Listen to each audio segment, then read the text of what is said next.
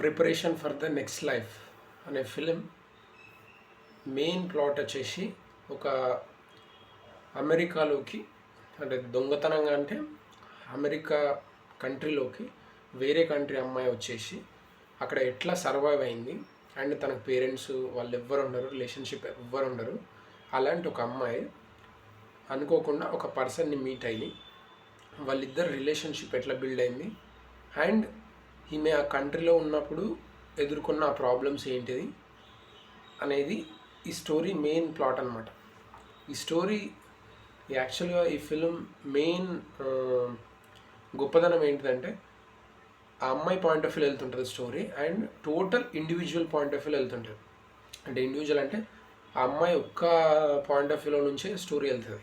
In fact ఆ అమ్మాయి చేసే యాక్షన్స్ అవ్వచ్చు, యాటిట్యూడ్ అవ్వచ్చు, ఇదంతా కూడా ఎక్స్ట్రీమ్లీ సూపర్గా ఉంటుంది. బట్ కోర్ మ్యూజిక్ ఏదైతే ఉందో, బ్యాక్గ్రౌండ్ మ్యూజిక్ ఏదైతే ఉందో అది ఒకటే మ్యూజిక్ బట్ మల్టిపుల్ టైమ్స్ ఒక్కొక్క సిచ్యువేషన్లో డిఫరెంట్ టైమింగ్స్లో వస్తుంటుంది. సో అది మనకి ఎక్కువ కిక్ ఇస్తుంది and at the same time story కూడా కొంచెం ఫ్రెష్గానే ఉంటుంది. ఫ్రెష్గా ఇన్ ద సెన్స్ అంటే ఇప్పుడు ఒక రిలేషన్షిప్లోకి వెళ్ళిన అమ్మాయి ఒక అవుట్ సైడర్ అంటే తనకి ఏమాత్రం తెలియని పర్సన్తో ఎట్లా ఆ కంట్రీలో ఉంది అండ్ ఎట్లా సర్వైవ్ అయింది ఏందనేది ఈ స్టోరీ అనమాట. అండ్ తన గోల్ ఏంటి అనేది ఆమెకు ఫస్ట్ నుంచి గోల్ అనేది ఉండదు. But at the end of it తనకి ఏం కావాలి, తన లైఫ్లో తను ఏం చేస్తే హ్యాపీగా ఉంటుంది అని చెప్పేసి ఆమె గోల్ ఏదైతే ఉందో దాన్ని ఫిగర్ అవుట్ చేసుకొని ఆ వర్క్ చేస్తూ ఉండిపోతుంది.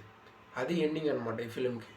అండ్ ట్రూలీ ఒక ఇండివిజువల్ పర్సన్ ఎవరైతే ఉన్నారో ఆ పర్సన్ ఎన్ని డిఫికల్టీస్ ఉంటాయి and at the same time ఎన్ని ఛాలెంజెస్ ఉంటాయి, ఒక్కొక్కసారి ఎంత హ్యాపీనెస్ ఉంటుందో ఎట్ ది సేమ్ టైం ఒక్కొక్కసారి అంతే ఎమోషనల్గా ఉండడానికి కూడా ఉంటుంది అనమాట. ఈ ఫిలిం మెయిన్ ఎక్స్ప్లోర్ చేసేది అది.